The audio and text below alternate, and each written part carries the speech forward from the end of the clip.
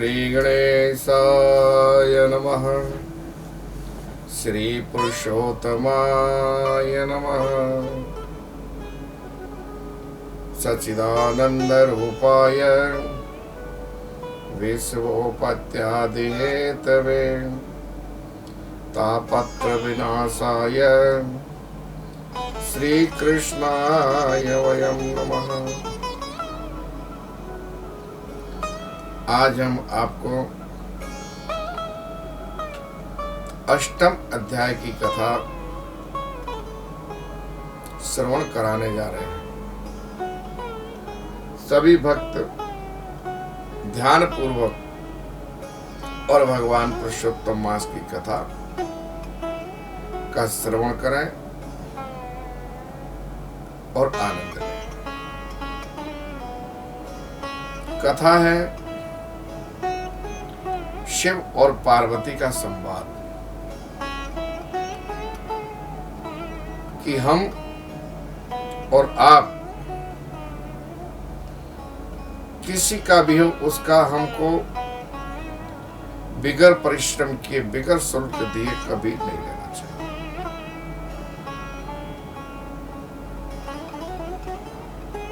तो शिव और पार्वती पवित्र श्री पुरुषोत्तम मास में और ये पृथ्वी पर भ्रमण करने के लिए निकले। भ्रमण करते करते मां पार्वती और भोलेनाथ एक सामान्य वेश स्त्री पुरुष बनकर और सर्वत्र देखने लगे। क्या देखते हैं? पवित्र पुरुषोत्तम मास में माता बहनें एवं भक्तगण सब और भगवान श्री पुरुषोत्तम मास का गुणगान कर रहे हैं। गुणगान कैसे? भगवान का कीर्तन। श्री राधे गोविंद, श्री राधे गोविंद, राधे गोविंद, श्री राधे गोविंद, राधे गोविंद, श्री राधे गोविंद। सब जगह मंगलमय भगवान श्री कृष्ण पुरुषोत्तम मास की कथाएं हो रही हैं। माता बहनें स्नान कर रही हैं और कांठा गौर माता का पूजन कर रही हैं। आनंद में जीवन इस पुरुषोत्तम मास में देख रही है। कौन? मां पार्वती और भोलेनाथ। और जितना यथाशक्ति जितना उन पर दान दक्षिणा बढ़ रही है ना, वो भी दे रही है ब्राह्मणों को, साधुओं को, गरीबों को। ये महीना इतना पवित्र महीना है पुरुषोत्तम मास का, जो मनुष्य दान करता है, धर्म करता है और उपवास करता है, प्रभु का आराधन करता है, उसका कल्याण अवश्य हो जाता है। देव मंदिरों में भगवान की कथा वार्ता हो रही है। ये सब दृश्य देखते देखते मां पार्वती और भोलेनाथ सब जगह देख रहे हैं। सर्वत्र खेतों की तरफ देखो तो महाराज हरियाली छा रही है। इतने सुंदर सुंदर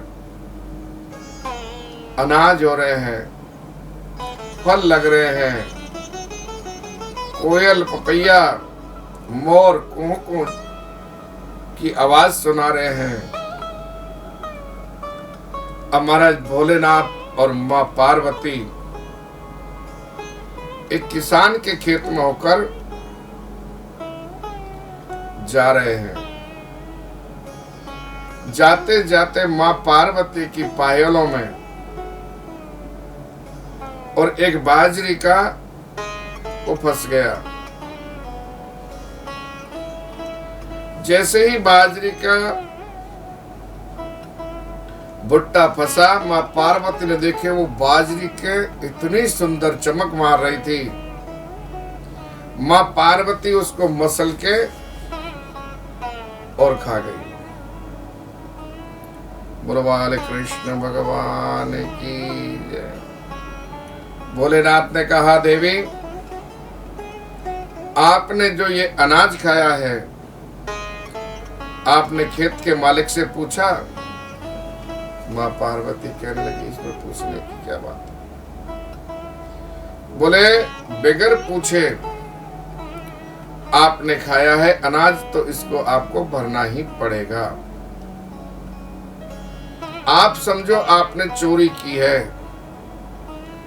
आपने पाप किया है, और पाप का दोष अधिक लगता है, और पाप में से कभी मुक्ति मिल नहीं सकती। जितने इस बाजरी के भुट्टे में दाने थे, उनका आपको प्रायश्चित करना पड़ेगा। बोलो पुरुषोत्तम भगवान की। माँ पार्वती ने और भगवान भोलेनाथ की ये बात सुनकर बड़ा आश्चर्य हुआ, और माँ पार्वती कहने लगी, प्रभु मैं स्वीकार करती हूं मैंने पाप किया है। ये बाजरी के भुट्टे में 365 दाने थे, वो मैंने खाए, अब क्या करना चाहिए? भगवान भोलेनाथ कहने लगे कि हे देवी, आपको किसान के वहां जाकर और परिश्रम करना पड़ेगा। हम और आप सब किसी न किसी के वहां खा के आ जाते हैं चोरी से। तो भैया इस जन्म में नहीं, पर पूर्व जन्म में भी हमको भरना पड़ता है। ऐसे ही माँ पार्वती ने कहा, प्रभु आज्ञा दीजिए, मैं क्या करूं? भगवान भोलेनाथ कहने लगे, हे देवी, आप किसान के वहां जाइए और उनके वहां परिश्रम करिए। माँ पार्वती एक ब्राह्मणी का रूप धारण करके और किसान के घर पहुंच गई। जब किसान के घर पहुंची, किसान ने कहा, इतनी सुंदरता देखकर, इतना तेज देखकर किसान समझ गया कोई ब्राह्मण माता है। हाथ जोड़कर किसान खड़ा हो गया, बोले, देवी आप कैसे पधारे हमारे घर पे?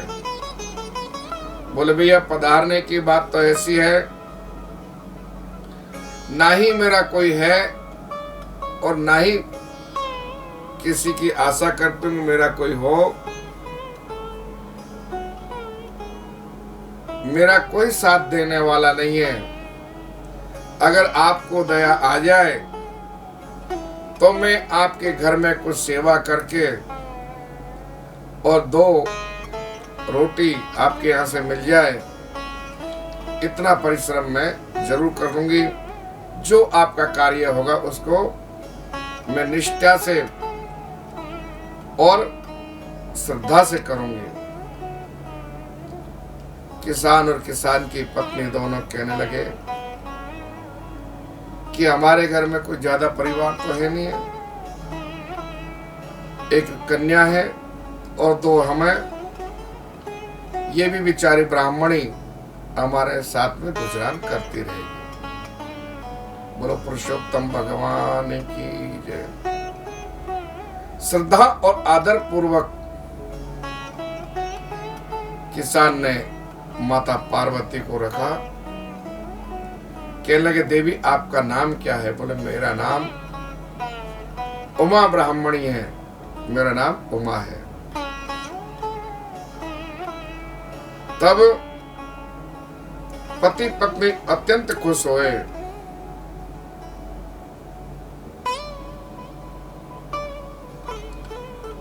फिर कहने लगे, बहन आप यहां पर आराम से रहे, आपको कोई कष्ट नहीं होगा। फिर माता पार्वती बोली, कुछ ना कुछ तो काम करना ही पड़ेगा मेरे लिए। जैसे ही मां पार्वती उनके घर में रहने लगी, महाराज उस किसान के वहां पर अब तो दिन प्रतिदिन उन्नति के आगे धन की वर्षा होने लगी। जो खेतों में 1 किलो अनाज होता था, वह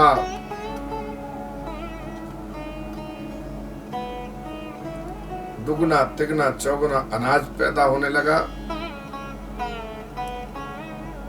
अब तो किसान आनंद से और हिल मिल के रहने लगा। पुरुषोत्तम मास समाप्त होने लगा। तब वो दोनों पति पत्नी कहने लगे कि हे प्रभु, हम पुरुषोत्तम मास का पूजन करते हैं और पूजन करके गांव वालों को भोजन कराते हैं। किसान ने महाराज सुंदर सुंदर पकवान बनाए और पूरे गांव में श्रद्धा पूर्वक पुरुषोत्तम मास का पूजन किया। फिर गांव के मुखिया उन्होंने कहा कि ये पुरुषोत्तम मास है, अगर पुरुषोत्तम मास में हम गंगा स्नान करने जाएं तो बहुत ही आनंद की प्राप्ति होगी। बोलो गंगा मैया की जय। महाराज किसान बहुत दुविधा में पड़ गया। बोले, मैं गंगा स्नान करता हम चले जाएंगे, पर हमारे एक 8 वर्ष की कन्या है, इसका ख्याल कौन रखेगा। तब महाराज मां पार्वती उमा ने कहा, भाई आप चिंता मत करिए, आपकी कन्या का क्या ध्यान मैं रखूंगी, पर मेरी एक विनती है, मैं ये लाल चुंदरी दे रही हूं, ये लाल चुंदरी और गंगा मैया से कहना कि लाल चुंदरी उमा ने भेजी है और आप हाथों हाथ इसको लेना स्वीकार करो। किसान मन में हंसने लगा और कहने लगा, हे बहन उमा, ऐसे क्या गंगा मैया चुंदरी ले लेगी। बोले, आप गंगा मैया को अर्पण करके आना, गंगा मैया अवश्य लेगी। बोलो पुरुषोत्तम भगवान की जय। देखिए, जो भी कुछ वस्तु है हम भगवान को श्रद्धा से अर्पण करते हैं तो भगवान अवश्य स्वीकार करते हैं। एक कहानी है, एक दृष्टांत है, एक कथा है, आपने सुनी होगी। रैदास भगत थे। वो रैदास भगत गंगा दशहरा के पर्व पर सभी गंगा स्नान करने जा रहे थे। तो रैदास भगत था, उनका कार्य क्या था, जूते बनाने का। चंपल बनाने का, चमड़े के। तो महाराज उस गांव में सभी यात्रा के लिए तैयारी कर रहे थे। एक भक्त आया और भक्त ने कहा कि हे राधास भगत, मैं गंगा स्नान करने के लिए जा रहा हूं, कोई सुंदर से जूते बना दीजिए। महाराज रैदास भगत के मन में आया कि हे भाई, आप गंगा स्नान करने जा रहे हो, मेरा तो समर्थ है नहीं कि जो मैं गंगा स्नान करने जाऊं।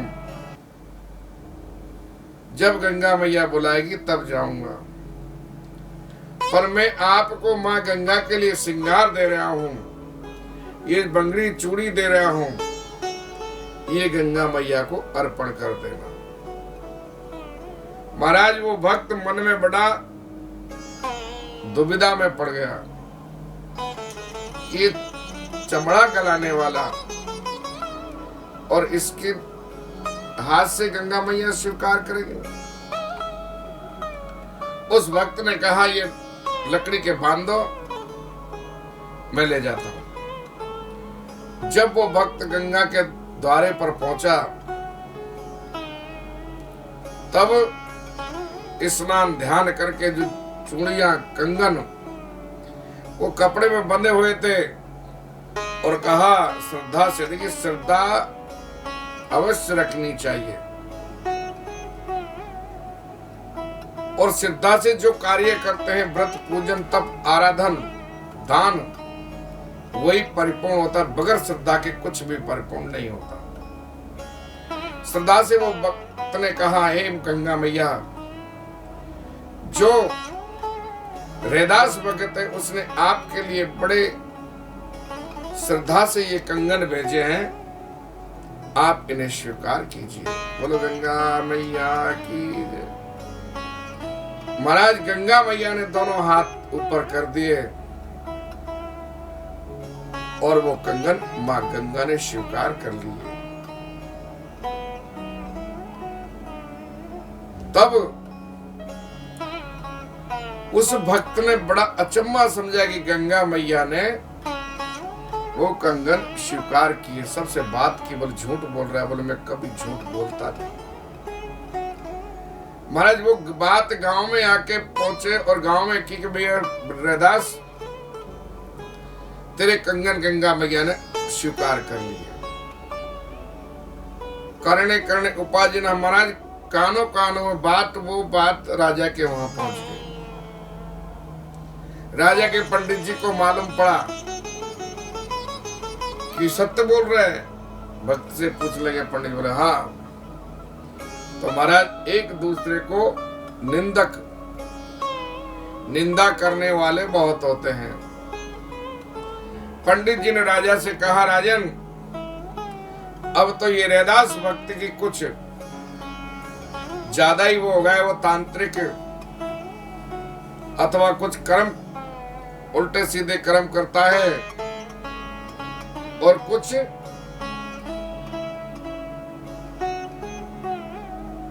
तांत्रिक विधियां करता है। कहते हैं गंगा मैया ने उनके कंगन ले लिए।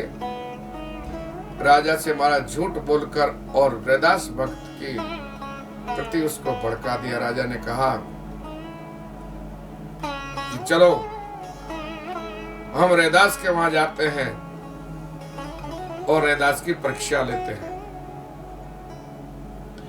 महाराज राजा रैदास भक्त के वहां पहुंचा। रैदास भक्त अपने कार्य में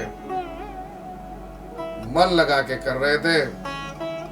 ए रैदास भगत, मैंने सुना है तुमने इनको कंगन दिए थे। कंगन गंगा मैया ने ले लिए, वो इतना बड़ा भक्त हो गया। वो जादू टोना जानता है, क्या करता है। रैदास भगत हाथ जोड़ के वंदना करने लगा, प्रभु हे राजन, ना तो मैं कुछ जादू जानता हूं, ना ही टोना जानता हूं। मैं तो मात्र और मात्र शिव की आराधना करता हूं, गंगा मैया की आराधना करता हूं। आप मेरे ऊपर कृपा कीजिए, आप मेरे झूठा दोष मत लगाइए। हे रैदास, तुम गंगा मैया को यहां बुलाओ, नहीं तो हम तुम्हें कड़ा दंड देंगे। रैदास भक्त ने और महाराज गंगा मैया को याद किया तो कहते हैं कि मन चंगा तो कथरोट में गंगा। महाराज रैदास भक्त जहां चमड़ा गलाता था वहां से गंगा जी प्रकट हो गई। बोलो गंगा मैया की जय। ऐसे ही मां पार्वती वो किसान को और अपनी लाल चुंदरी दी। कहना भैया ये लाल चुंदरी तुम ले जाओ और इसको श्रद्धा पूर्वक और गंगा मां को अर्पण करना। कहना ये उमा नाम की ब्राह्मणी ने आपके लिए भेजी है, आप इसे स्वीकार कीजिए। महाराज वो किसान गंगा गया, स्नान किया, ध्यान किया, अर्पण किया, तर्पण किया और मां गंगा का पूजन किया। परंतु जो उमा ब्राह्मणी ने वो चुंदड़ी भेजी थी उसको मां गंगा को चढ़ाना भूल गया। 2-4 दिन वहां रुके और गंगा के तट पर भजन कीर्तन किए, फिर भी उनको ध्यान में नहीं आया। महाराज जब पूरे गांव पूरा समूह गया था गंगा के दर्शन करने के लिए, वो गंगा से वहां से प्रस्थान करने लगा वापस अपने घर के लिए। संग एक जंगल में जाके उन्होंने विश्राम लिया। विश्राम लेते ही उस किसान को उमा नाम की ब्राह्मण की वो चुंदड़ी याद आ गई। हे भगवान, बड़ा गजब हो गया, प्रलय हो गया। जो उमा नाम की ब्राह्मणी है उसकी चुंदड़ी हमने चढ़ाई नहीं। हे गंगा मैया मुझे माफ करना।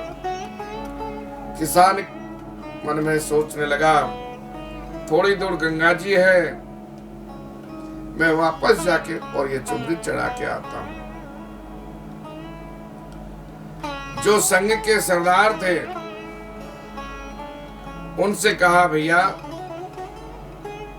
मैं एक चुंदड़ी लाया था, हमारे घर पर जो उमा नाम की ब्राह्मणी रहती है उसकी चढ़ा नहीं सका, भूल गया। 2 दिन आप रुको, मैं 2 दिन में ये चुंदड़ी चढ़ा के गंगा में वापस आ जाता हूं। संघ का सरदार कहने लगा भैया तो ये जंगल में कहां रुकेंगे, और जंगल में हिंसक पशु हैं, कुछ नुकसान पहुंचा देंगे। आपको जाना है तो जाओ, हम यहां से प्रस्थान करते हैं। बोलो गंगा मैया की जय। महाराज वो पटेल वो किसान चुंदड़ी लेकर दोनों पति पत्नी गंगा मैया में गए और श्रद्धा पूर्वक गंगा मैया में स्नान किया। स्नान करने के बाद मां गंगा से आराधना की, हे गंगा मैया ये चुंदड़ी हमारे घर पर एक उमा नाम की ब्राह्मणी रहती है, उन्होंने तुमको दिए, आप प्रेम से स्वीकार कीजिए। मां गंगा प्रकट हुई और कहने लगी आप अपने हाथों से ही मुझे उड़ा दीजिए। बोलो गंगा मैया। महाराज किसान बड़ा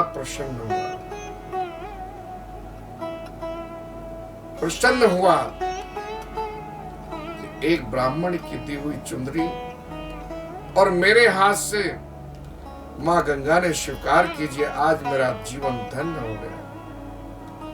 पवित्र पुरुषोत्तम मास में साक्षात गंगा ने मिले दर्शन दिए हैं। मेरा जीवन धन्य हो गया। ब्राह्मणी के भी हाथ जोड़े और माँ गंगा के, हे ब्राह्मणी, तुमने मेरे लिए अच्छा रास्ता दिखाया। इधर संघ का सरदार बैलों को उठाए और बैल खड़े न हो, बैल बीमार पड़ गए। महाराज कितना ही प्रयत्न किया पर बैल वहां से 1 इंच आगे बढ़ने को तैयार नहीं। किसान और किसान की पत्नी दोनों आए, तब वो बैल एकदम तंदुरुस्त हो गए, महाराज खड़े हो गए और सब अपने अपने बैलगाड़ियों में बैठ गए और नगर के लिए प्रस्थान किया। प्रस्थान करने के बाद अपने अपने घरों पे चले गए। वहां जाकर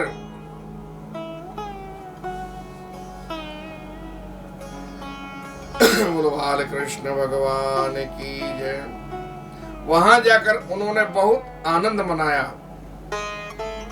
कि गंगा मैया के आज जो हमने दर्शन किए हैं, स्नान किए हैं, हमारी इतनी उम्र बीत गई, कभी भी हमने ऐसे स्नान नहीं किए।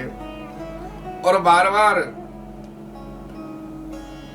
और उमा नाम की ब्राह्मणी को कि जो आपने चुंदरी दी थी वो साक्षात गंगा माँ ने स्वीकार की, ऐसा आश्चर्य आज तक हमने देखा नहीं। साक्षात गंगा माँ हमारे ऊपर प्रसन्न हो गई और आपके ऊपर प्रसन्न हो गई। चुंदरी हाथों हाथ स्वीकार करी। ऐसा जब बात पूरे नगर में पहुंची तो किसान के घर सब उमा माँ के दर्शन करने आए। माँ उमा ने सबको आशीर्वाद दिया। अब क्या होता है महाराज, माँ पार्वती के 365 दिन पूरे हो गए, तब वो उमा नाम की ब्राह्मणी किसान भाई के लिए और कहती है, भाभी आज मैं खेतों में खुद जाऊंगी, क्योंकि वहां भगवान भोलेनाथ भी इंतजार कर रहे थे। देवी 365 दिन पूरे हो गए, अब तो पधारो और मैं मेरे भैया के लिए भोजन करा के आऊंगी। आप मेरे लिए